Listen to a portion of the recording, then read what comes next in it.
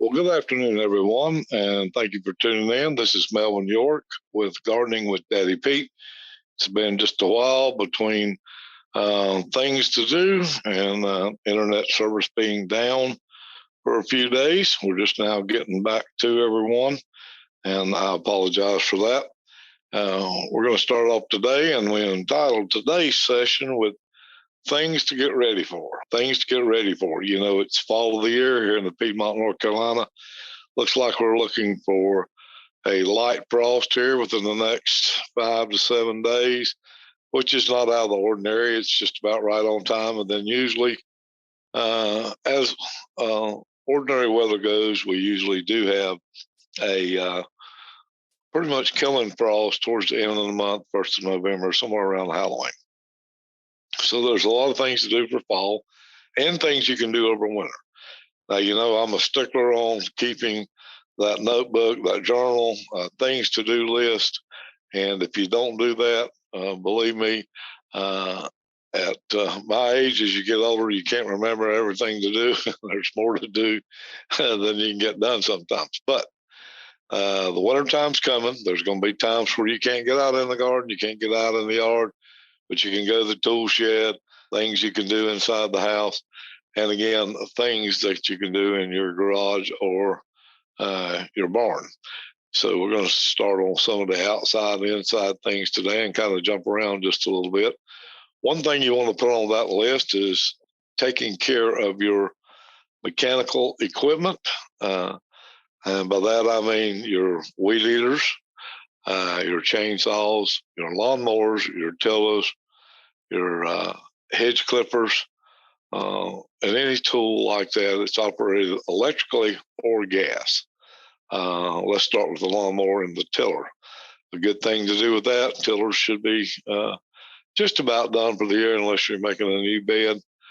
Take those in, check your tine, check the oil in the gear case, whether it be a chain drive tiller or a worm gear type tiller. Make sure that you do check that grease in there. It should be a liquid grease, somewhere around 90 weight grease should be in there, or oil. Also is a good time for the tiller to change your air filters. Tillers seem that they need to be changed more or as much as the lawnmower because they're in more dust usually. And so make sure that you keep those air filters. If it's a washable one, wash it out. This time of year, I would install a new one in it. New spark plug is always good, and change the oil. Most of your tillers do not have an oil filter on, so that's something you don't have to worry about. Check your belt. If it looks like it's worn on the sides or starting to fray, go ahead and replace that. Oil up your throttle cables and any of the cables that you can do, the wheels on the tiller. And also, here's a big one, and you're going to need that for several of your things. And there is this wonderful little bottle of stuff that's called Sta-Bil, Stabil, Sta-Bil, and it's a gas treatment. And I use it every winter for my lawnmower, my tillers, and go by the directions, add some into your gas. A lot of people drain the gas out, and that's fine too. One or the other needs to be done though, because gas, this new gas, it turns into like a jelly, like a gel, and it'll gunk up the bottom of your carburetors, the bottom of your tank. And you want to make sure that that doesn't happen, because there's time and money that you're going to have to do when you get ready in the spring to go. Another thing, if your tiller has, some do, most don't. But again, we'll talk about them. Your riding lawnmowers do. A lot of your push or self-propel mowers doesn't, and it's the battery. Check your battery, make sure that it's good. Clean the cables on it. Make sure that you have all tight connections. Doesn't hurt anything at all to leave one of those cables off, but I leave mine on. I just make sure that they're clean when I go in there and put them in. They do make some battery protectant to coat those terminals with, or a lot of times I have dropped just a drop of oil, regular motor oil on there, just to keep down any of the acid forming or building up on my terminals. So that's another good thing to look at too. So when you're doing the whole 9 yards, when we're changing the oil, and your lawnmower, change the plugs or plug, whichever. Mine does have two in it. Change your air filter just like we did with the tiller. You want to make sure that you put a new air filter. Also, when you're changing the oil on that riding mower, 9 times out of 10, it's going to have an oil filter. Make sure that you do replace that with a new oil and a new oil filter.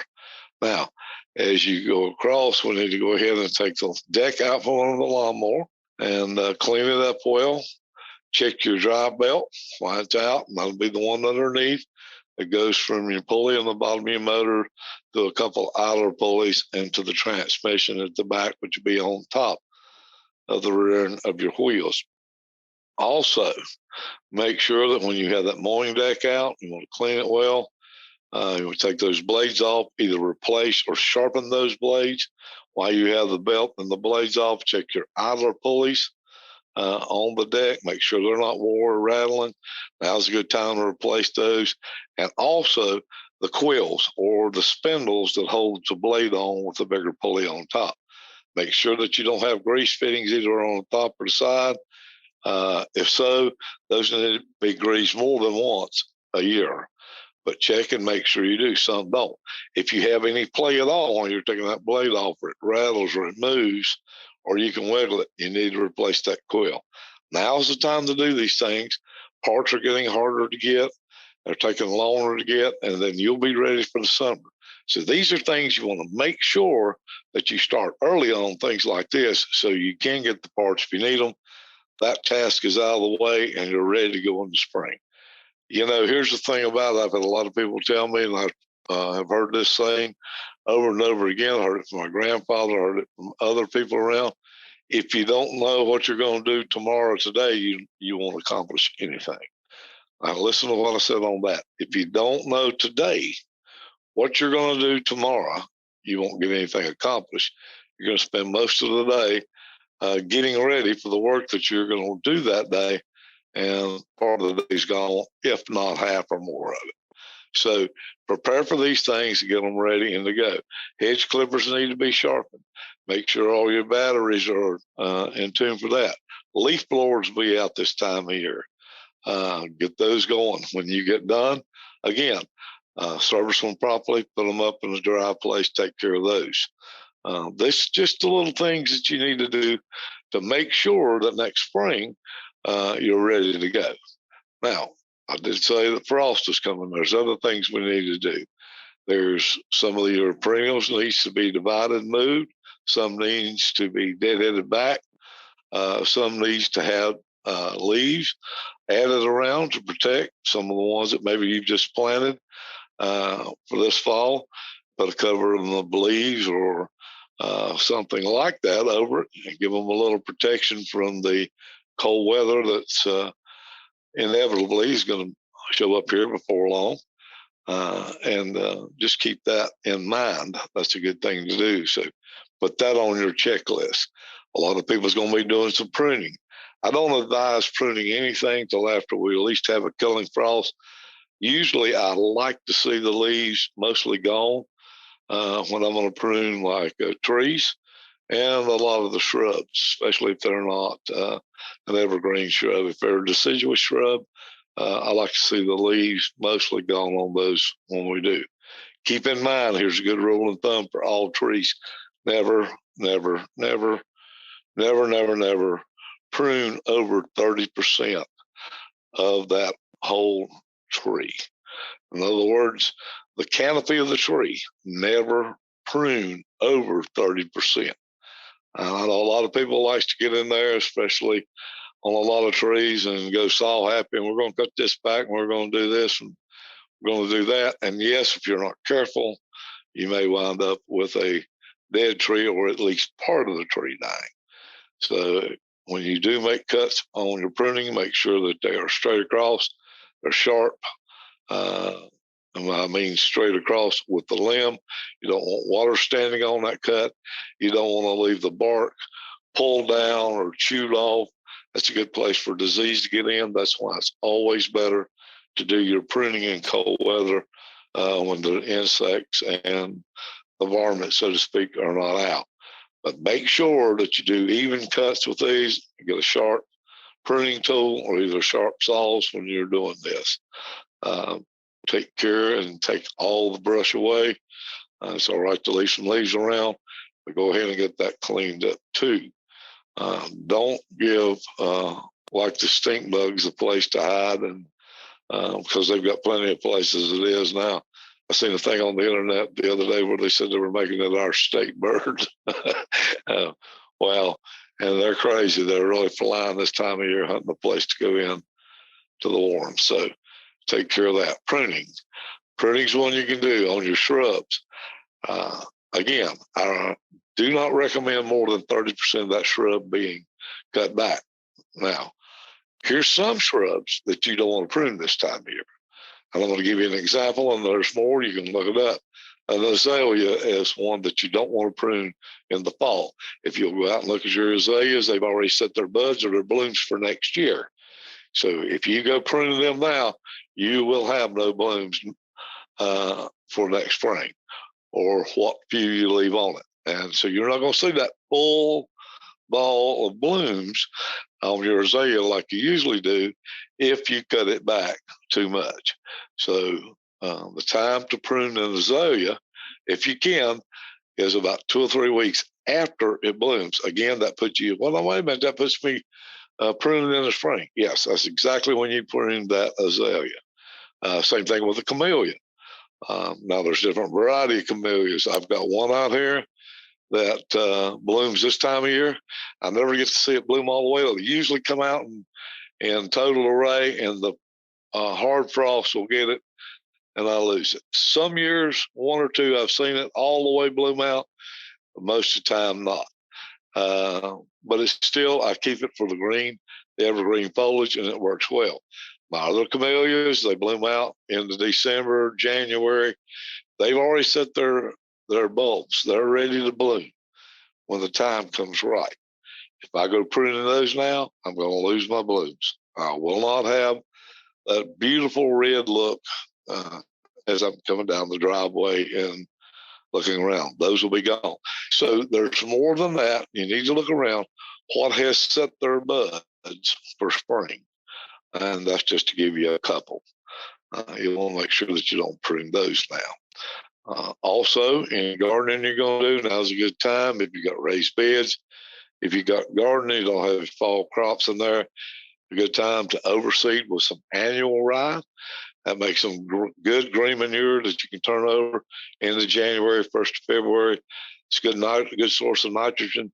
Another thing good that holds the nitrogen well are radishes. Snow peas is a good one. Buckwheat's a good one. These are things that you can plant now, turn over and enrich your raised beds, and with very, very, very little cost to you. Ryegrass, you can buy a pound or 2 of that. That goes a long way, and it's, I don't know, $1, $2 a pound. It's just, it costs you nothing. But that is if you don't have fall crops still growing. If you do, then there's other ways to amend that soil and help with it. But this is a good time to be and plant that. In fact, if anything, we're getting close to the end of planting ryegrass.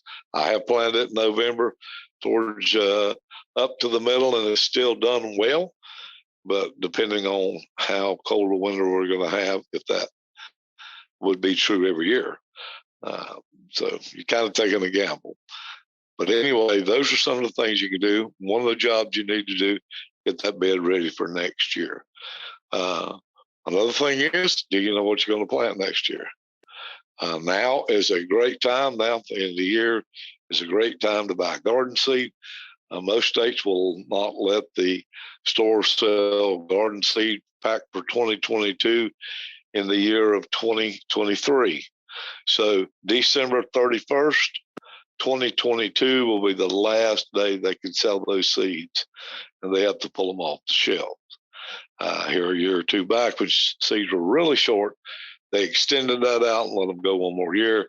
I don't think that's the case this year. So usually you'll find seeds that's discounted this time of year.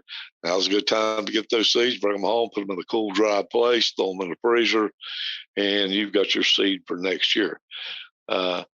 With shortages of everything going on, it's just good to have those on hand and have them ready to go so you'll know what to plant. Now we're doing a lot of planting for the fall. I need some color. I need something to go through the winter. Pansies is a great thing to go with. In the colder regions north of us, the pansies considered a perennial.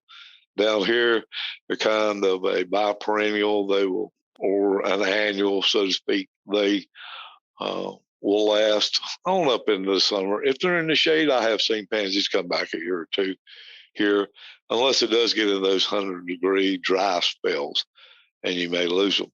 But this time of year is great color. There's so many different types. There's the violas, which are the smaller bloom. There's the pansies, and they have the jumbo pansies.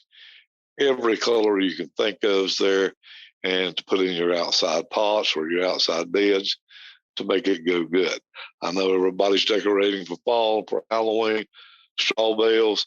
There you go again. When you get done with those, excellent to add to your compost pile or to mix into some of your beds to give it a little more aeration. And then as it does decompose, it's making your soil richer. The pumpkins, same thing. Throw those in your compost bin after you've taken the seeds out. And if you've made jack-o'-lanterns out of them, take those seeds out, wash them, let them dry, and plant them for next year. Or you can either take those and roast them. Pumpkin seeds are a great source. I just like just to do that, salt them and eat them. Sunflowers, seeds, they're all the same to me. I mean, I just like the nuts or the seed part of most of the fruits. So that's a good idea. At least you're not throwing them away.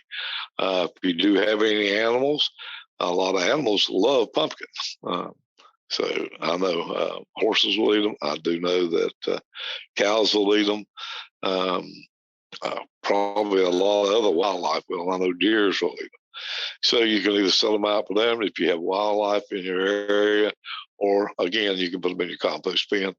But we don't want to waste anything that we've got and we paid money for. So we'll put it to good use. Okay.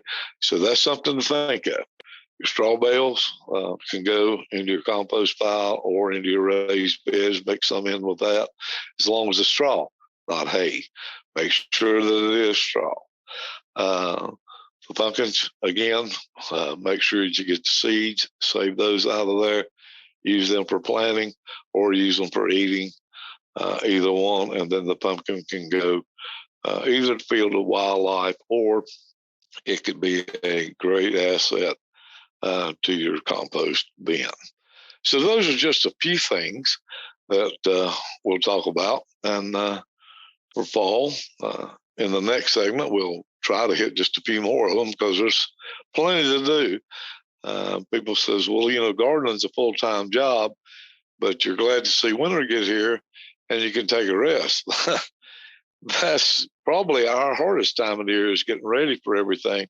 Again, keeping up your equipment, pruning everything, making a list, making sure that we have everything. So winter is still a busy time for a gardener. So it's usually a 12-month hobby, so to speak, on that. But if you enjoy it, you enjoy it like I do. Again, Christmas is coming up, seeds, garden tools, gardening books, gloves, hats, on and on are great Christmas presents to your gardening family, gardening friend. Again, if you're like me, drop those hints. I need a new pair of gloves. I could use a new pair of knee pads. Those are things that we can do. And you can usually buy those at your local garden centers. And I do encourage you to buy local as much as you can, and keep the local guys busy, because they're the ones, when you do have a question or you do have a problem, if you go to those, they can usually give you the answer. If not, they will find it out for you. So think about that. And on this upcoming season of giving, when we're buying presents and getting presents, ask people, say, look, guys, if you're going to buy me something for Christmas, try to buy it locally. I would really love something local. And support our local neighbors and friends, and let's keep them in business. Well, until next time, this has been Melvin York, and you've been listening to Gardening with Daddy Pete. If you get a chance, go to our website. It's daddypetes.com, and you can hear these podcasts. And if you'd like to leave a comment or a question, we'd love to hear from you. Also, while you're there, sign up for our free monthly newsletter about gardening. We send that out to you at no cost. So I hope you have enjoyed today. Make sure to make those lists, keep that journal. Also, in pruning, I'll say it again because I've seen so many people do that before we sign off here today. Never prune over 30% of your shrub or your tree. Well, until next time, this is Melvin York, and you've been listening to Gardening with Daddy Pete.